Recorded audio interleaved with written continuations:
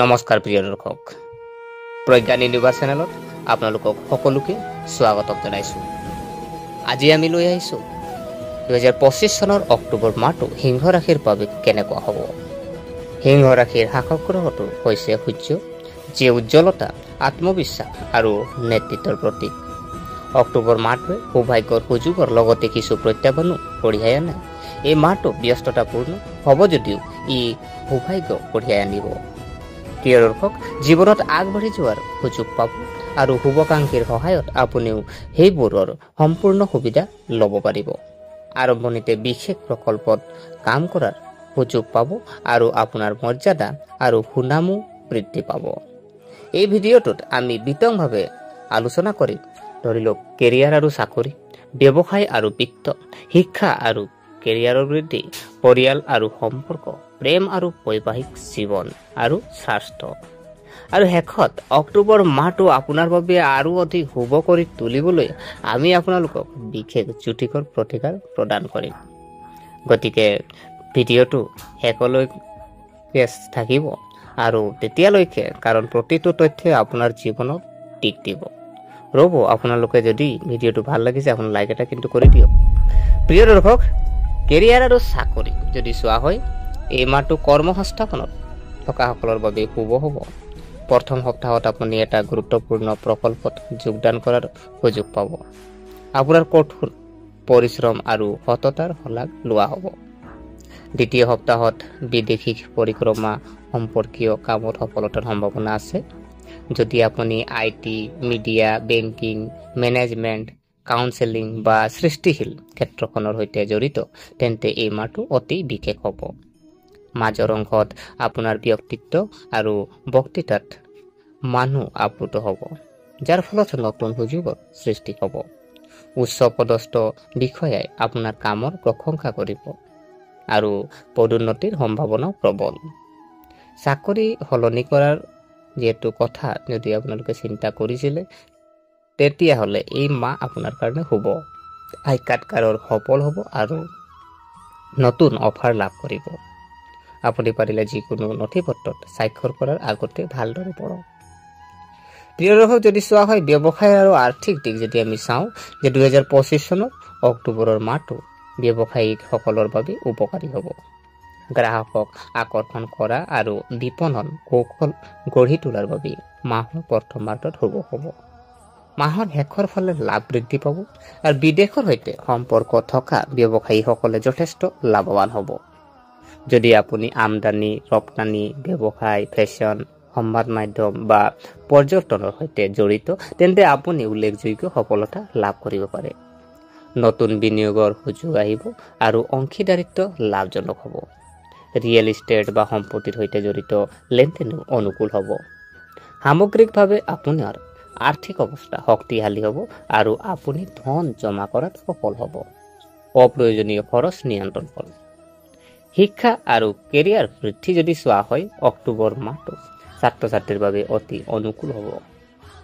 উচ্চ শিক্ষা বা বিদেশী শিক্ষাৰ পৰিকল্পনা কৰা ছাত্ৰ ছাত্ৰীয়ে ভাল সুযোগ লাভ কৰিব। প্ৰতিযোগিতামূলক পৰীক্ষাৰ বাবে প্ৰস্তুতি চলোৱা ছাত্ৰ ছাত্ৰীয়ে পাব পাৰে ভাল খবৰ। সংবাদ মাধ্যম, সাংবাদিকতা, যোগাযোগ আৰু সৃষ্টিশীল ক্ষেত্ৰত অধ্যয়ন কৰা ছাত্ৰ ছাত্ৰীসকলে যথেষ্ট উপকৃত হ'ব। গ্ৰহৰ অৱস্থানে একাগ্ৰতা আৰু স্মৃতি শক্তিশালী কৰি তুলিছে। অৱশ্যে মাহৰ শেষৰ ফালে এলাহ পৰিহাৰ কৰিব লাগে। সফলতাৰ বাবে নিয়মীয়াকৈ অধ্যয়ন আৰু অনুশাসন বজাই ৰাখক। পৰিয়াল আৰু সম্পৰ্ক যদি চোৱা হয়, পাৰিবাৰিক জীৱন স্বাভাৱিক হ'ব, কিন্তু সম্প্ৰীতি বজাই ৰখাটো অতি প্ৰয়োজনীয়।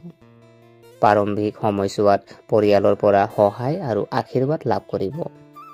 ভাই ভনী আৰু পিতৃ মাতৃৰ সৈতে সম্পৰ্ক সুদৃঢ় হ'ব, কিন্তু শেষৰ অৰ্ধত আপোনজনৰ লগত সৰু সৰু সংঘাতৰ সৃষ্টি হ'ব পাৰে। তৰ্ক বিতৰ্ক পৰিহাৰ কৰি সম্পৰ্কত ধৈৰ্য বজাই ৰখাটো ভাল। ঘৰুৱা জীৱনত সুখ আৰু শান্তি বিৰাজ কৰিব। কোনোবা শুভ পৰিঘটনা বা ধৰ্মীয় অনুষ্ঠানৰ সম্ভাৱনাও আছে। প্ৰেম আৰু বিবাহিত জীৱন যদি চোৱা হয়, যে অক্টোবৰ মাহ আপোনাৰ কেনেকৈ যাব, অক্টোবৰ মাহটো হ'ব ৰোমান্টিক সম্পৰ্কৰ বাবে ইতিবাচক মাহ। আপোনাৰ আৰু আপোনাৰ আপোনজনৰ মাজত বুজাবুজি আৰু বিশ্বাস শক্তিশালী হ'ব। অবিবাহিত জাতক জাতিকাই বিবাহৰ প্ৰস্তাৱ লাভ কৰিব পাৰে। বিবাহিত জাতক জাতিকাই তেওঁলোকৰ পত্নীৰ পৰা সম্পূৰ্ণ সহায় লাভ কৰিব। শেষৰ অৰ্ধত আপোনাৰ পত্নীৰ স্বাস্থ্যৰ যত্ন ল'ব লাগিব। মুঠতে যদি চোৱা হয় বিবাহিত জীৱন সুখদায়ক আৰু আনন্দময় হ'ব। প্ৰিয় দৰ্শক, যদি আমি স্বাস্থ্যৰ দিশ যদি চাওঁ, কাৰণ দেহা থাকিলে বেয়া, আমি স্বাস্থ্যৰ দিশটো চোৱাটো আমাৰ জৰুৰী আছে। তো স্বাস্থ্যৰ দিশটো যদি চোৱা হয় স্বাস্থ্যৰ দৃষ্টিকোণৰ পৰা এই মাহটো স্বাভাৱিক হ'ব।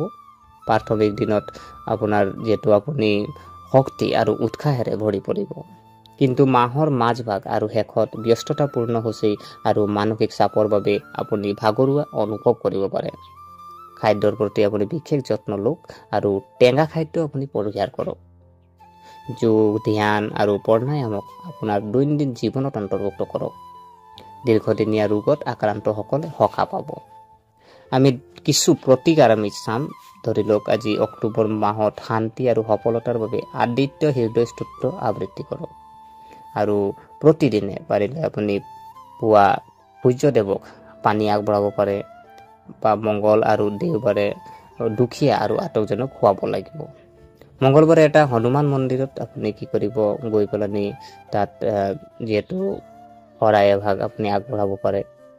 ৰঙা বা কেশৰ ৰঙৰ কাপোৰ পিন্ধিব আৰু এজোপা আহঁত গছৰ তলত এটা আপুনি বন্তি জ্বলাব। গতিকে বন্ধুসকল, এইটো আছিল যিহেতু সিংহ ৰাশিৰ বাবে 2025 চনৰ অক্টোবৰৰ মাহেকীয়া ৰাশিফল। এই মাহটোৱে আপোনাৰ বাবে হুলস্থুল আৰু সৌভাগ্যৰ দুয়োটা কঢ়িয়াই আনে। আপুনি আপোনাৰ কেৰিয়াৰ আৰু ব্যৱসায়ত সফলতা লাভ কৰিব। পৰিয়াল আৰু সম্পৰ্কত সমৰ্থন পাব আৰু আপোনাৰ প্ৰেম আৰু বৈবাহিক জীৱনত ভাৰসাম্য বিচাৰি পাব। আপুনি কিছু ভাগৰুৱা অনুভৱ কৰিব পাৰে, কিন্তু নিয়মীয়া ৰুটিনে সকলো স্বাভাৱিক কৰি ৰাখিব। যদি আপুনি এই ভিডিঅ' যি আপোনাৰ যি আমি পৰামৰ্শ আপোনালোকক দিলোঁ, যি ব্যৱস্থাসমূহ আপুনি পালন কৰে, তেন্তে এই মাহটো আপোনাৰ বাবে আৰু অধিক শুভ হৈ পৰিব। গতিকে প্ৰিয় দৰ্শক, আশা কৰিছোঁ আপোনালোকে ভিডিঅ'টো চাই ভাল পালে।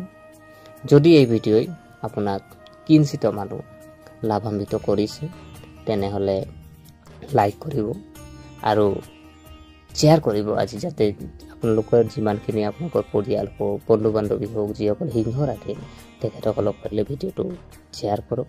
আৰু কমেণ্টত আপোনালোকে জয় শ্ৰী সূৰ্যদেৱ আপোনালোকে কমেণ্ট কৰিব পাৰে।